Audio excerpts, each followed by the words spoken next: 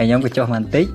មានណាគ្នាយើងណែគាត់ហុចអានេះឲ្យគេស្បើដែរមានណាប្រូនេះហុចមកមួយទៀតអត់ចិត្តហុចទាំងពីរប្រយអីចិត្តល្អមែនប្រូអរគុណច្រើននឹងឲ្យសួស្ដីដល់អ្នកគ្នានេះទស្សនភាពនៅបឹងឆ្វៀងទៀតហើយគោលដៅរបស់ខ្ញុំគឺថាមកចង់មកប្រេងគេហ្នឹងតែដល់ពេលចូលមកដល់មានណាគ្នាយើងជមើ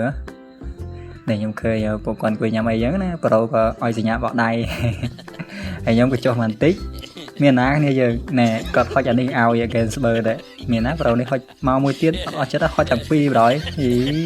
ចិត្តល្អមែនប្រូអរគុណច្រើននេះក៏មកញ៉ាំអីជុំគ្នាអញ្ចឹងណាអរគុណប្រូអរគុណឃើញវីដេអូនេះហើយ share ម្នាក់មួយផងហើយខ្ញុំក៏ឡើងមកលើវិញដើម្បីមើលទស្សនភាពបន្ថែមទៀតហើយក៏កំឡឹងមើលគ្នាយើងបន្ថែមអញ្ចឹងណាក៏មានប្រូស្អាតស្អាតនេះអាងយើងចូលក្លុកគាត់ទៀតតែគ្នាយើងញ៉ាំបានបវលមកជុំ